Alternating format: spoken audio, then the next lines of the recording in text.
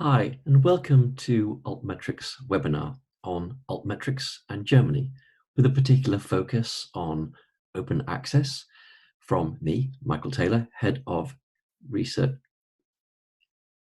Metrics at Digital Science. I work mostly on altmetrics and dimensions, and today I'm going to be presenting to you a number of different things about the Altmetric product and more generally about altmetrics. After my presentation, which should take about 20-25 minutes, I'm going to hand you over to our guest speaker today, Stefan Lemke of ZBW. Stefan has been doing some research into the attitudes towards alternative metrics, altmetrics, as expressed by German researchers, and I think we're all really interested to find out some more details about his research. This webinar is being recorded. This segment is a re-recording following some technical issues, so do apologize for the change in any audio qualities between this section and Stefan's presentation. So I thought that I'd like to start by giving a more general introduction into what altmetrics, what alternative metrics are, the kinds of data that they include, and the sorts of analyses that we usually perform, both as people who use research metrics, who are involved in doing research evaluation, but also as people who are researchers in this area, the people who would call themselves cytometricians or bibliometricians. So as well as my day job in digital science, I'm also a doctoral candidate at the University of Wolverhampton, where I'm doing a PhD in some of the more interesting and recently emerging trends that we're beginning to see in alternative metrics, trying to explore some interesting new use cases. And in part, my work has been focusing on the issues of alternative metrics and open access, and that's what I'd like to talk to you about after this general introduction. So the term altmetrics was coined by Jason Priam and others approximately about 10 years ago. However, it comes from a much more established school of thought than that.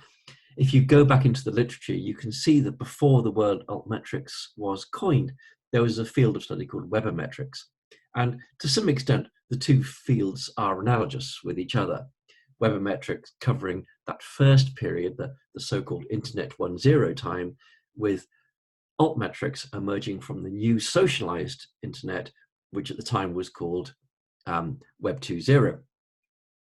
So the sort of data that we include, people usually think about Twitter, Facebook, two very important data sources. But altmetrics as a field of study involves a lot more attention than that. We look at coverage in blogs and mass media, for example. Wikipedia, very important source. We've got documents being indexed by Altmetric that come from governmental sources, grey literature and so on, policy documents, and also patents as well, which is the newest large data source that the company Altmetric has been covering.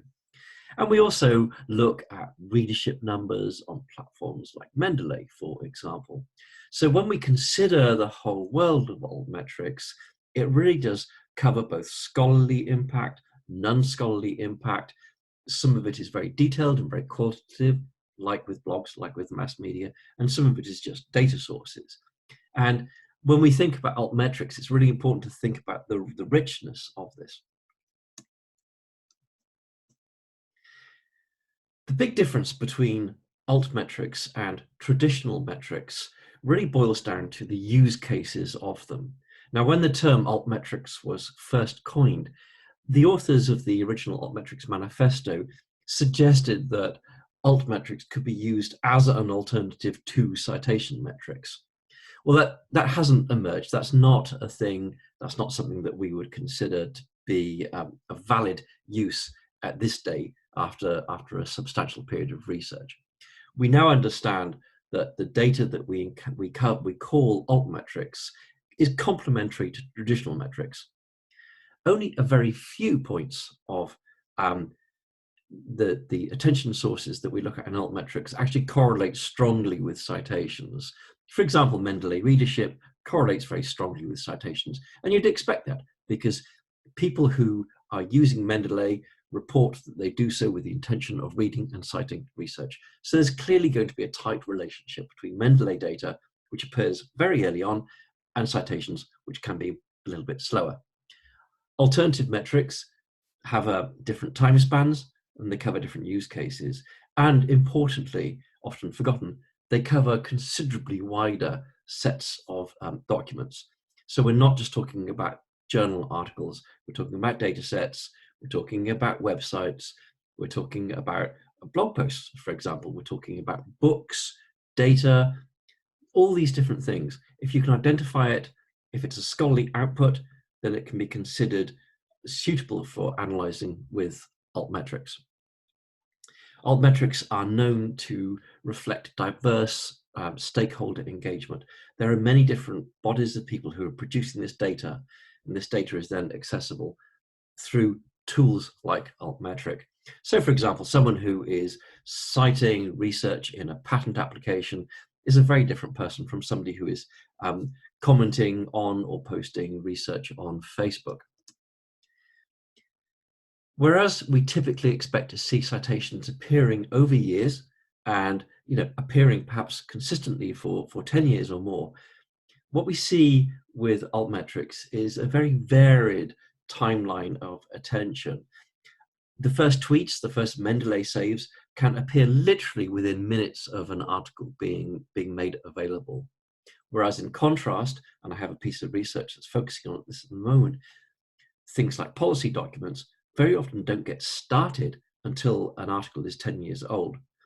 So although some people would think about altmetrics as being something which is very fast, just focused on that initial impact, actually it covers the whole life cycle of the research article. And as such, it makes it a very valuable tool for exploring those more complicated issues of the life cycle of pieces of research, understanding where the different drivers are occurring. Altmetric, the company, rather than Altmetrics, the field, there are several companies in the space. Altmetric is known for our donut. You've probably seen it. There is an attention score in the middle, which is a weighted value. There's a blog post that covers on that calculation. We do calculate, we do get attention in real time. Twitter, for example, is attracted in real time. And we offer this tool, so whenever you see the donut, you can click through to it and you can get a breakdown of where all the attention is coming from. We provide some little metrics on the side. So as I was saying, altmetric.com and altmetrics more generally tends to cover more diverse types of research output than simply journal research articles. We're covering here millions of book chapters, for example, millions of articles, several thousand data files in clinical trials. And this is only going to grow. This is an expanding field. As research grows, as it becomes more diverse, then so does altmetrics add to it. As a company, we get attention from, we collect attention, I beg your pardon, we collect attention from a wide variety of sources. So for example, currently we have over 1,300 news sites that we collect every day. We have manually created lists so that we are ensuring a reasonable level of quality. Same goes for blogs, same goes for Facebook wall posts. In terms of Twitter, we get a real-time flow of data. We then match that against various thousands of URLs that we look back to match that back to the article. I thought that since we're addressing the issue of altmetrics in Germany, it would be particularly useful to show this graph, which is a breakdown of the news sources distributed by language. So, and in this case, you can see that, well, the clear majority, 63% of the news sources that we cover is in the English language. Spanish is second at 9%, and German, a little bit after that, 7.5%. So Another thing, another issue of the way that people who work in altmetrics think is to be more inclusive, to be inclusive by language, by region, by document type, and to ensure that we're expanding that. Every year, the company Altmetric publishes its top 10, top 100, I beg your pardon, and of the top 100 that we marked at the beginning of December last year, there were 12 articles which had German co-authorship. And I have taken the time to list all the various research organizations there. Now, one of the reasons why I think this is a good slide to share with you is because sometimes we hear people say, oh, it's only really quite trivial things that get altmetric attention on social media. And I think this slide shows that assumption is a dated assumption. It's an incorrect assumption.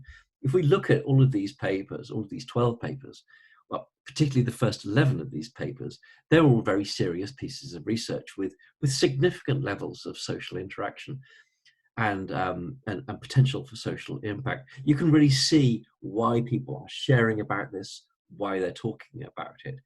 And in each one of those cases, it's true that they're very diverse. The color of the donut gives you some idea of the diversity of the conversations and the engagement that are taking place. The pale blue is Twitter. I have not yet seen an article that has got one of these very high levels of score that only gets Twitter attention. It tends not to be the case. You know, we've got orange in here for patents, we've got black, I think, for Wikipedia, we've got red for news and blogs.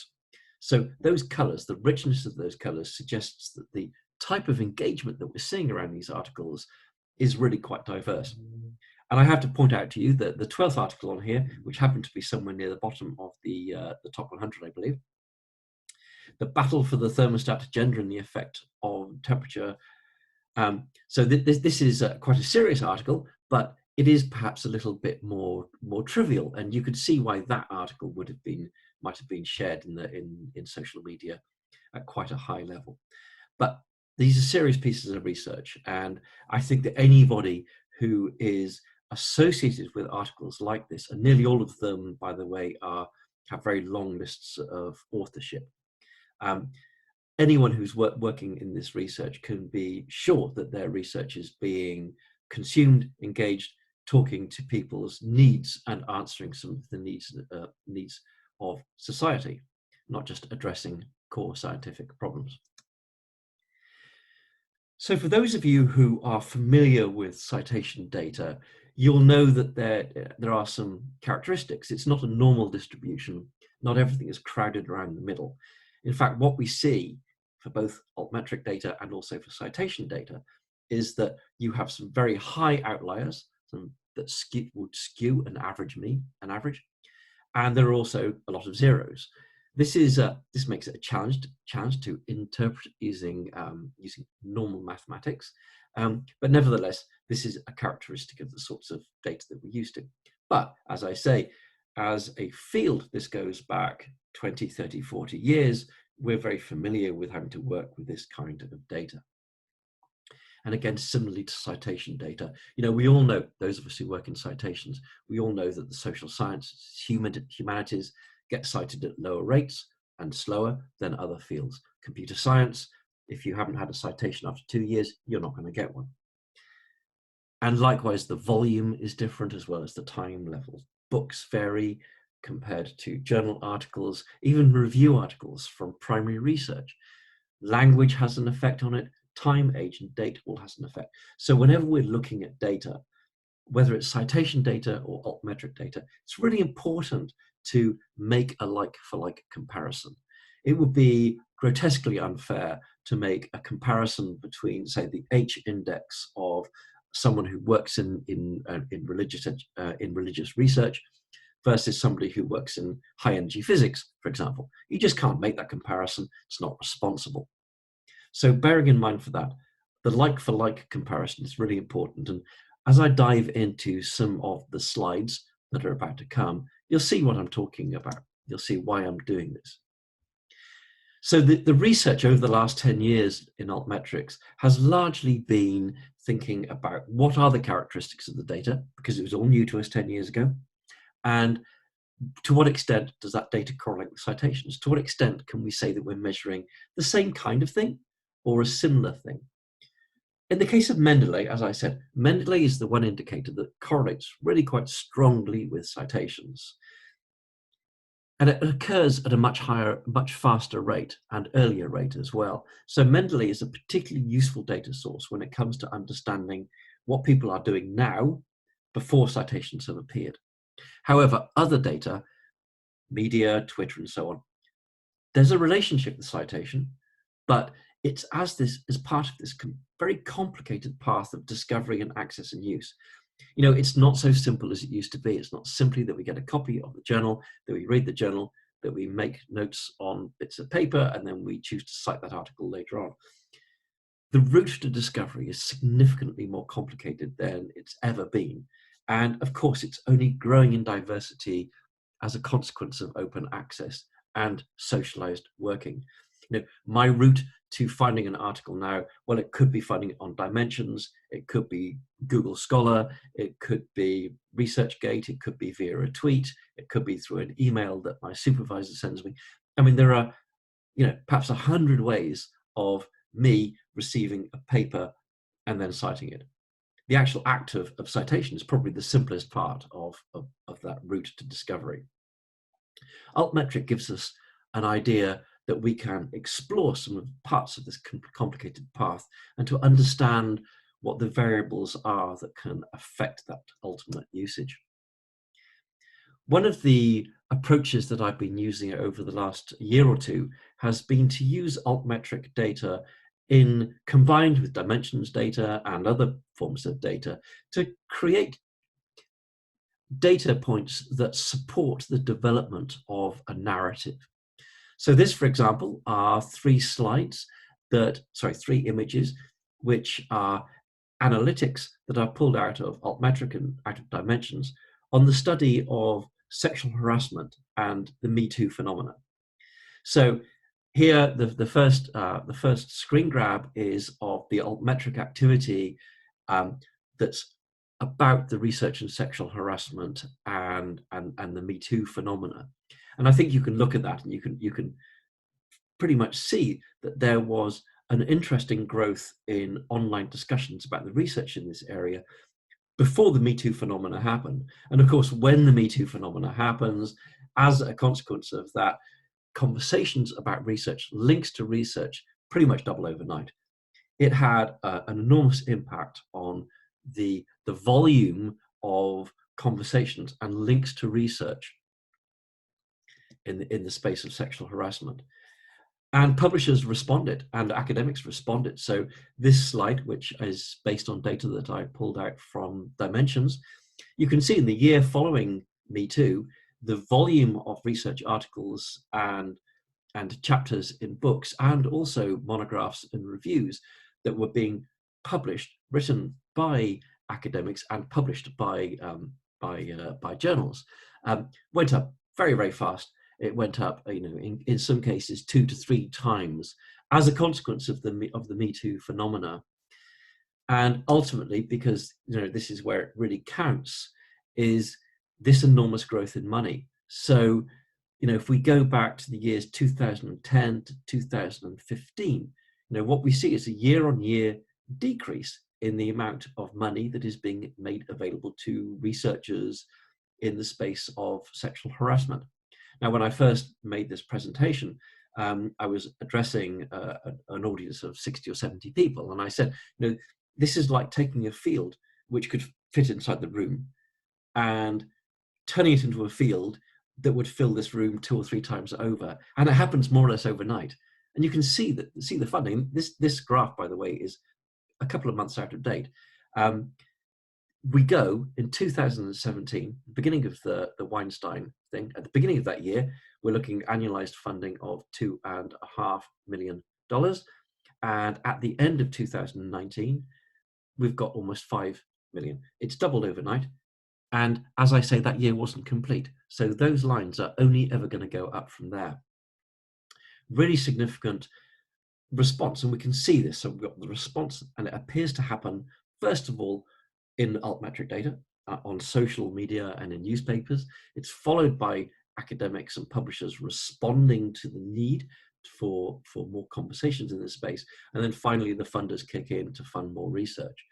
So you can sort of get a little sense of how altmetrics can be used to join the dots, if you like, between these different areas of research evaluation. So my presentation today is largely going to be talking about the open access advantage for research articles. And in particular, I'm going to be contrasting German output, Austrian, Switzerland, so covering the three German language countries, and contrasting it with the Netherlands, Denmark, and the UK. I've chosen Denmark and the Netherlands not just because they're geographically similar, but because from a statistical perspective, they also perform similarly to Germany. So getting a reasonable cross-section of some of the effects of making our articles open access. Now, the idea of the open access citation advantage for OA research has been confirmed in the literature. I can remember going back 10 years, perhaps a little bit more than that, when research started to emerge, discovering and discussing this potential open access citation advantage. Well, what it was suggesting at the time was that open access articles were getting cited at a higher rate and earlier than non-open access. But at the time, research was suggesting that this advantage, this early publishing advantage, if you like, was fading away over time. In other words, that non-open access research was catching up over the subsequent years. However, this isn't a finding that is now consistently followed. It seems to vary by OA type, the different gold versus green and so on. They seem to behave differently. And there are other factors at play as well. The question of whether there is an advantage to open access research through the altmetric data sources hasn't been widely researched. There are a couple of papers that make this observation in a peripheral way. Kilm Holmberg of Turku University published quite a substantial paper in this space at the end of last year. And I'm at the moment preparing a paper on books, which I hope to submit to a journal later this month, which explores a definite open access advantage for open access books in the social sciences and humanities. But I'm going to have I'll do a webinar on that later in the year when it's been published. But today I want to put in front of you some interesting data that we've been observing in the altmetric data sources, making this comparison between open access papers and not. So in this case, I'm looking at collections of papers which I've retrieved from Dimensions. So the denominator, if you like, is all research with a German affiliation that has been assigned a particular subject area and published in a certain year. So this is a typical table. I'm not going to stick to just tables because that would make everybody unhappy. But when we post this data is available for you. Feel free to take it away and examine it in more detail. But if we just let's take that central column.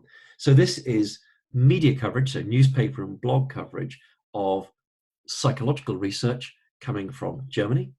And we can see, for example, going down from 2014 through 2018, that generally speaking, 8% of non-OA research is getting a media mention, and approximately 16% of research is getting mentioned when it is OA. In other words, an article is twice as likely to receive media attention if it is open access than if it is not.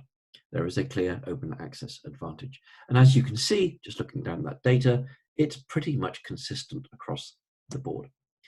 What I've done on each one of these slides is to produce this little graph, and I'll take you directly to this graph as we go through. But as I say, the data is available, so you can have a look at it later. So in this case, we know that psychology is very well covered in the mass media. High percentages are, around about 10%. So when it's quite interesting to note here that what we're seeing is all of these countries are getting coverage in the mass media at about 1.5 times twice as much as you might expect compared to a global world for open access psychology articles. Whereas in contrast, those non-open articles are getting covered at a much lower rate. Engineering gets much less media attention than psychology. In fact, you can see some really interesting differences here. For the UK, 5% of engineering articles, the OA open articles, are getting covered, whereas in Switzerland it's almost twice as much, and it's higher too also for the Netherlands and for Germany and for France and for Austria. The only country which has a lower level in the UK of coverage is Denmark. So it's quite interesting just to contrast there that engineering gets much less attention in the mass media than psychology. And if we go through to the humanities, we're seeing really quite high levels of coverage here. And again, all of those countries are performing at a very similar rate. So the lowest country there is the Netherlands, whose open articles are getting about just over 12%, and the UK, which is getting almost 17%. But nevertheless, German research, Austrian research, Swiss research, they're all performing within the sorts of bands that we would expect. So there's a good amount of coverage for German research in humanities, particularly in humanities, in contrast to the rest of the world, and also in humanities and psychology. And consistent across the three subject areas that I've chosen to put in front of you, we're seeing rates of coverage about twice as high for open access material. And this is important because one of the things that we know, one of the things that we draw upon is a 1991 piece of research that showed that getting research covered by the mass media amplifies the reach to other academics. Academics, not unsurprisingly, read newspapers. Research that is covered by newspapers and websites goes on to be cited at a higher rate. It is part of that complexity. It is that route to discovery that I was talking about. We can't ignore it. The second set of graphs I'm going to show you are covering social media. So in this case, we're looking at public Facebook pages, which are curated, Twitter stream, Reddit, and Google+. Obviously, Google+ has been shuttered by Google in the last couple of years, but nevertheless, we have data from earlier years, which I've chosen to incorporate. It was never a very active data source anyway, but it's in here anyway. Okay, so straight away, we can see that there is a clear open access advantage. Coverage of articles in social media is much higher than newspapers.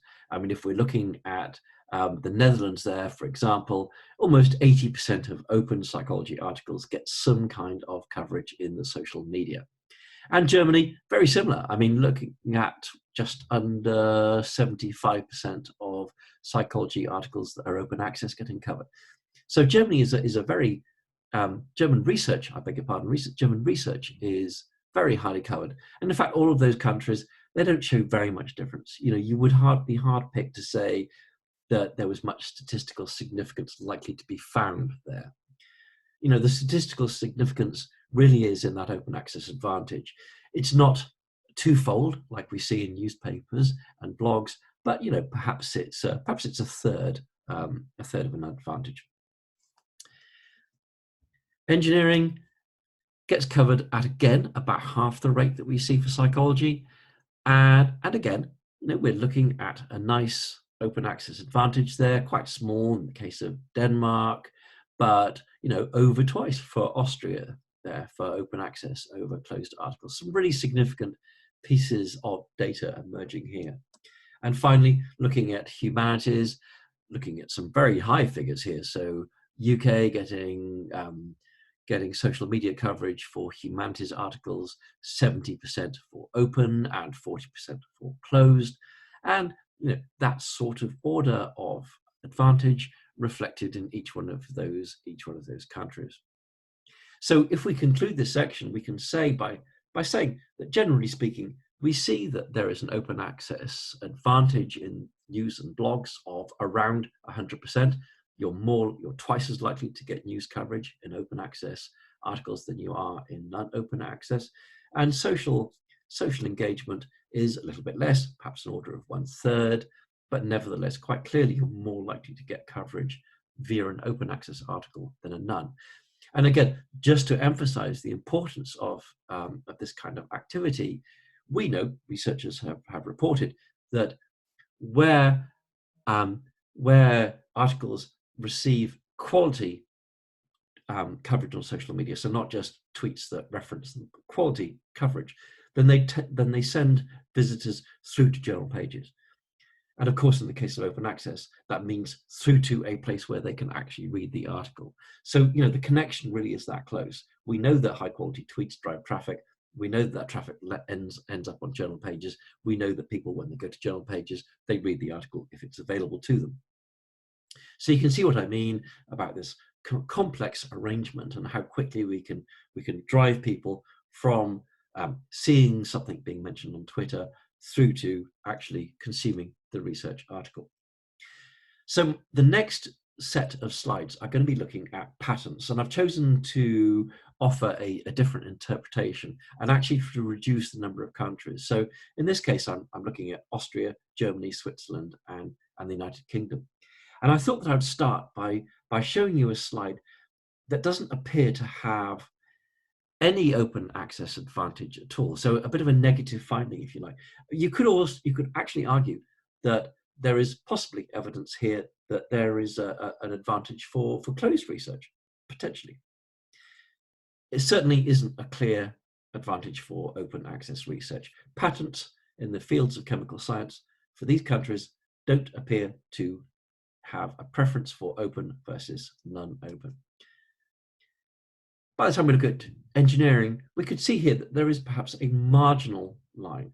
The solid lines representing the open for each country are, generally speaking, a little bit above the dotted lines for the non-open research. I think for all of the countries there, apart from possibly for Austria, which has obviously got a much lower volume for engineering. However, by the time we get to the biological sciences and then the medical sciences, an open access advantage really starts opening up. Now, we've had a lot of conversations about what might be an underlying mechanism, and I think that that's going to be subject for research on another day. My personal take, which is not one that other people in my that I've spoken with necessarily agree, my personal take might be to do with the mandates of the funded research and the venue where academics are choosing to publish their applied research. I don't have very much to go on other than some research that I looked at on the trends of pharmaceutical publishing that suggested that the high level of patents come from the journals that are heavily slanted towards applied, and that those journals themselves tend to have less open access coverage. So it's a suggestion of some future research, I think, rather than a hard conclusion. But nevertheless, I think I'm fairly comfortable in making the assertion that in the medical sciences, in the biological sciences, there is a clear open access advantage for patents. Whereas in the chemical sciences and in engineering, and also in two slides that I chose not to show you today, technology and computer science, there's no clear advantage at all. If anything, there's perhaps a slight disadvantage to being in an open access journal. Wikipedia is a really interesting source. Now, 10 years ago, people were quite skeptical about the value of Wikipedia and the use of it. In fact, I remember people saying, don't use Wikipedia, don't trust Wikipedia. Well, as it's emerged, as it's evolved over the last 10 years, Wikipedia has become more of a trusted data source than it would have been. So if, for example, you're you go to Google or Bing and you do a search on a surgical replacement, very often the little summary that gets put up in front of you has been drawn from Wikipedia. And in fact, Wikipedia has been increasingly treated as and examined for its value as an educational resource, particularly when it comes to reaching out to patients, informing patients. And if you go to Dimensions today, you will find, and look for Wikipedia in education, you'll find several hundred articles. This is an interestingly and actively growing piece of research.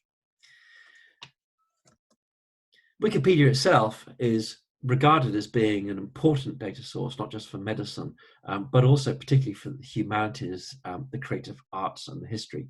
And very often, if you go to one of the articles and you go down to the bottom of the page, you'll see a large number of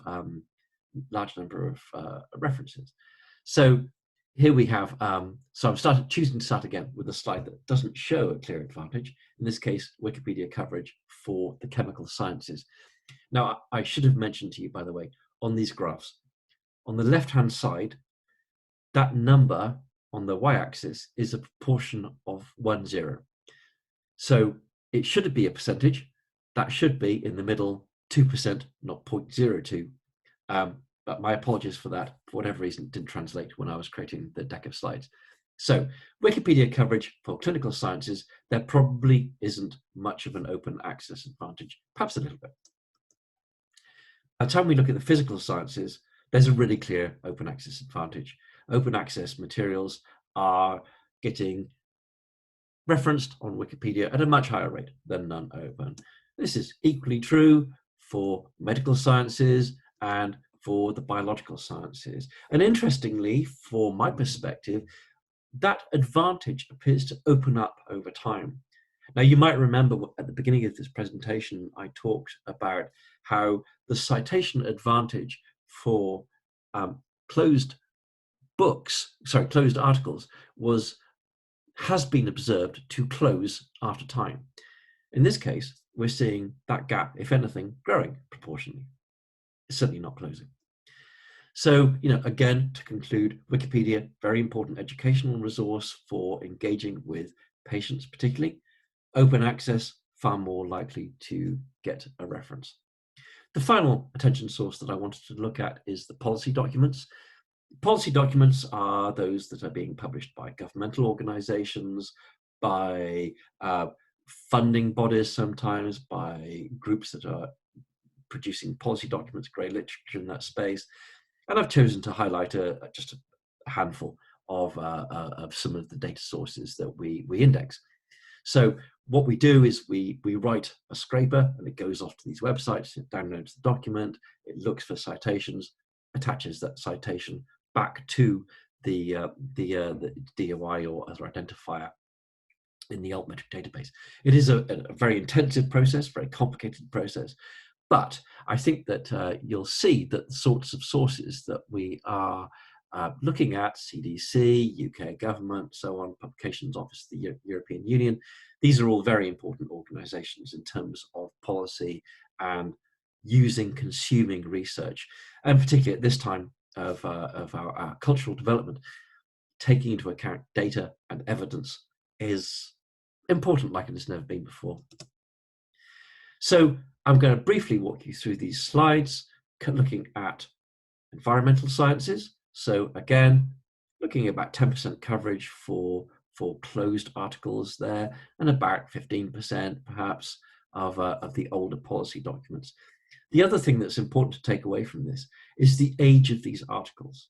It takes a long time for policy documents to receive citations. It can be 10 years before they receive their first one.